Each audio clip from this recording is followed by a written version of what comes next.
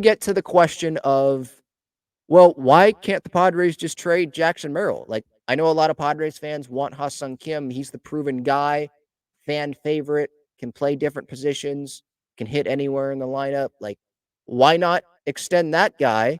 Jackson Merrill's a question mark. He's not proven yet. He's a top 10 prospect in baseball, according to some. Go trade him for starting pitching. Go trade him for Dylan Cease or Corbin Burns or Shane Bieber or another pitcher, Jesus Luzardo.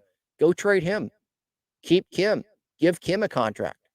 Well, first off, are the Padres in the spot to give Ha-Seong Kim $180 million, $150 million, whatever it may be?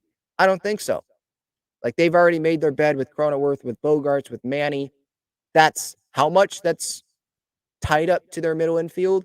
350 to Manny, 280 to Bogarts, 80 to Cronenworth. Some of the money has been already given out to these guys from last year, but with Cronenworth, for example, that money has not been given out. So 350 plus 280 plus 80, that's $710 million for 3 infielders that is already locked up. You're going to give another 150 plus to Ha-Seong Kim and lock up 4 infielders, and you need 4 infield spots, and none of those guys are actual first basemen. So, sure, you could trade Jackson Merrill, but, the Padres, part of the attraction to Jackson Merrill is that he's not going to cost you anything when he comes up to the big leagues. And he's a great talent. He'll be able to play multiple positions. He's not going to cost you $150+ million. He could play some outfield. He could be a very valuable utility guy if they want to bring in a first baseman, have Cronenworth play second, Bogarts play short. You can have Merrill play in the outfield. You can have him play infield spots when other guys get DH days. Like, he could be a very valuable guy to this Padres team. And other teams, while Jackson Merrill, yeah, that would be appealing, the Padres would probably ask for more back for Jackson Merrill than for Ha-Seong Kim. Because Ha-Seong Kim is 1 year. Jackson Merrill would be 6, all 6 of his rookie contract years, right? And other teams probably don't want to give up a ton. They'd rather just go with the 1 year of Kim. Maybe you give him an extension, but at least he's proven, obviously more than Jackson Merrill, he's proven at the big league level. And it's 1 year. It's cheap for that 1 year.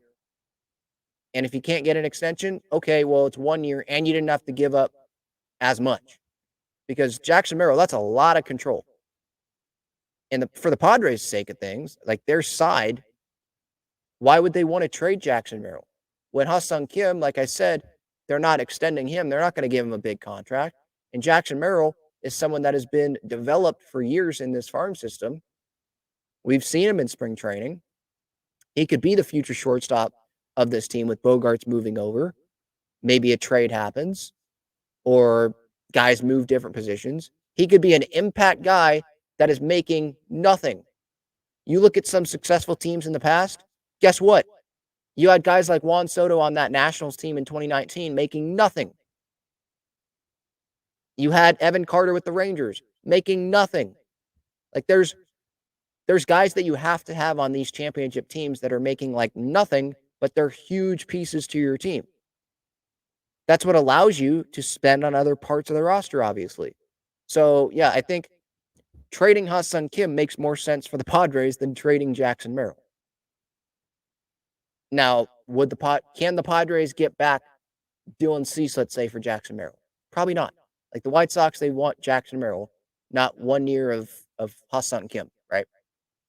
But you could get, I don't know if the Padres need Dylan Cease for Ha-Seong Kim. Like for Ha-Seong Kim, you may be able to get back one of like a mid-rotation starter who has years of control from another team. And you could put that guy in as your number 4 guy in the rotation. And the Padres could feel better about that starting pitcher compared to Pedro Avila and Randy Vasquez holding the 4-5 spots. Or name a guy, James Paxton, who probably will get more money than the Padres can afford, but someone coming off of an injury and you're giving that guy your 4 starter spot, and then you're having someone else be the 5, you know? So it's something to think about. Obviously, a Ha-Seong Kim trade, and I really wonder what the Padres could get back for Ha-Seong Kim. And again, you can move Cronenworth to second base. You can have Jackson Merrill come up and play second base or go to the outfield and be a very valuable, cheap piece to this Padres team, which I think you need. You can't be paying everyone and expect to go win the World Series all the time. Like you look in the past, the Astros, right? Kyle Tucker hasn't gotten that big contract when they won in 2022. Like there's a history of these guys coming up, these young guys, they're not making anything, but they're starting every day. They're hitting big home runs in the postseason. Like it's big. You look at the Phillies and their run to the World Series. I know that they didn't win the World Series, but you have the Bryson Stotts of the world that maybe they're not hitting at the top of the order, but they're a pretty key part there for those teams that can make it to the World Series. Look at the Arizona Diamondbacks this past year.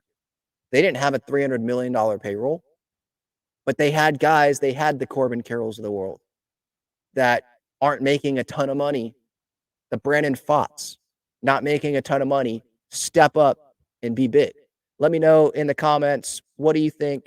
Are you on board to trade Ha-Seong Kim, Jackson Merrill? I don't think that that's smart. I don't think trading Merrill is smarter than trading 1 year of Ha-Seong Kim when you know he's not going to be here long term, and you can move Cronenworth or have Merrill go play second base.